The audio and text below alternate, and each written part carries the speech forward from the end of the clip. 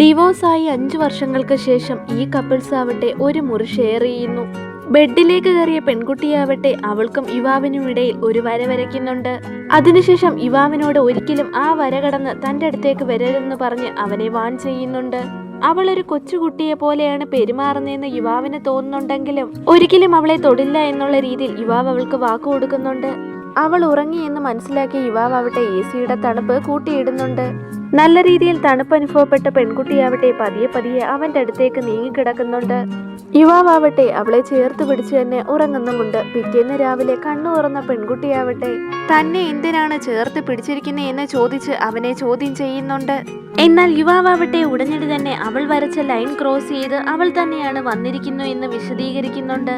ഇത് കേട്ട പെൺകുട്ടിക്കാവട്ടെ നാണക്കേട് തോന്നുന്നുണ്ട്. അവൾ ഉടനടി തന്നെ ബാത്റൂമിലേക്ക് ഓടിപ്പോകുന്നു. ഈ സമയത്ത് അവളുടെ ഹൃദയമിടിപ്പ് വല്ലാതെ ഉയർന്നിരുന്നു. ഇപ്പോഴും അവൾക്ക് മുൻ ഭർത്താവിനോട് ഫീലിങ്സ് ഉണ്ടെന്നുള്ള കാര്യം അവള് അമ്പരപ്പോടെ തന്നെ മനസ്സിലാക്കുന്നുണ്ട്. 5 വർഷങ്ങൾക്ക് മുമ്പ് പെൺകുട്ടിയുടെ കുടുംബത്തിന്റെ കമ്പനിയാവട്ടെ തകരുകയും അവർ പാപ്പരാകുകയും ചെയ്യുന്നു. എന്നാൽ ഈ സമയത്ത് പെൺകുട്ടിയാവട്ടെ ഒരു ബിസിനസ് സ്റ്റാർട്ട് ചെയ്തിരുന്നു. ഒരിക്കലും അവളുടെ ഭർത്താവിന് ഒരു ബാധ്യതയാവരെന്ന് കരുതി അവളാവട്ടെ അവനെ ഡിവോഴ്സ് ചെയ്യാൻ തീരുമാനിക്കുന്നു.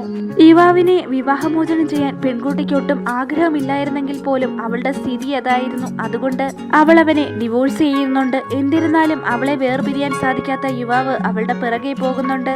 എല്ലാ രീതിയിലും ഭർത്താവ് അവളിൽ നിന്ന് അകന്നു നിൽക്കാൻ വേണ്ടിയിട്ട് പെൺകുട്ടിയാവട്ടെ അവൻ വളരെ ദരിദ്രനാണെന്ന് പറഞ്ഞ് അപമാനിക്കുകയും അവളുടെ കയ്യിലുണ്ടായിരുന്ന വിവാഹമോചനം അവന്റെ മുൻപിൽ വെച്ച് തന്നെ വലിച്ചെറിയുകയും അവളുടെ പക്കലുണ്ടായിരുന്ന കുറച്ചു പണം അവന്റെ മുഖത്തേക്ക് എറിയുകയും ചെയ്യുന്നു. അവൾ എത്ര ഹൃദയശൂന്യമായാണ് അവനോട് പെരുമാറുന്നതെന്ന് കണ്ടിട്ട് ദേഷ്യം സഹിക്കവയ്യാതെ അവനാവട്ടെ അവൾ ഈ ചെയ്ത പ്രവൃത്തിയിൽ ഒരിക്കൽ അവൾ ഖേദിക്കുമെന്ന് പറഞ്ഞിട്ട് അവിടെ നിന്ന് പോകുന്നു.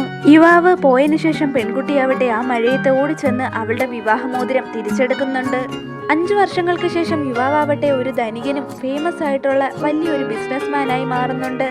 ഈ സമയത്ത് പെൺകുട്ടിയാവട്ടെ പുതിയ കമ്പനിയിലേക്ക് ഒരു ഇന്റർവ്യൂവിന് പോകുന്നുണ്ട്. എന്നാൽ അവളുടെ മുൻ ഭർത്താവ് തന്നെയായിരുന്നു ആ കമ്പനിയുടെ CEO എന്ന് കണ്ട് അവൾ വല്ലാതെ അമ്പരന്നു പോകുന്നുണ്ട്. അവളാവട്ടെ ഇന്റർവ്യൂ അറ്റൻഡ് ചെയ്യാതെ തന്നെ അവിടെ നിന്ന് പോകാൻ തീരുമാനിക്കുന്നുണ്ട്.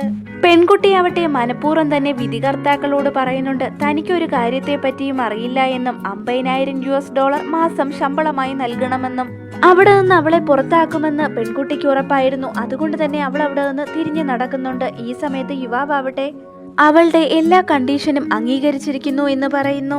അവൾക്കാവട്ടെ യുവാവിന്റെ സെക്രട്ടറി സ്ഥാനവും കൊടുക്കുന്നുണ്ട്. അവൾ എക്സ്പെക്ട് ചെയ്തതിനെക്കാട്ടിലും കൂടുതൽ സാലറി കിട്ടുന്നത് കൊണ്ട് തന്നെ പെൺകുട്ടി ആ കമ്പനിയിൽ ജോയിൻ ചെയ്യാമെന്ന് തീരുമാനിക്കുന്നു.